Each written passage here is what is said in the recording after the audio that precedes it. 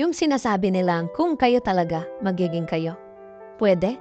Nasa dami-dami nga naman ng tao sa mundo, bakit kayong dalawa pa? Napakasarap pakinggan pero napakahirap paniwalaan. Dahil sa katotohanan, baka napagbigyan lang kayo ng tadhana para magkausap at magkakilala. Pero yan ay nakadepende sa mga desisyon nyo kung hanggang saan ang gusto nyo. Isipin mo to. Kung ikaw hindi nagkaroon ng lakas ng loob para kausapin siya, sa tingin mo ba magiging kayo?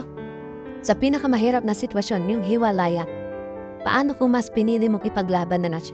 Pagtibayat, sinuyo mo na lang kaysa maghanap ng iba. Ano sa tingin mo ang magiging buhay mo? Nakita niya?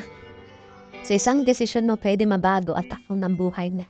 Pwede mong baliin ang tadhana. Sa madaling salita, ikaw mismo ang guguhit ng sarili mong tadhana gamit ang desisyon mo. Kaya sa nanonood, sa taong mahal mo, ano sa tingin mo ang naging desisyon mo? Tama ba ito?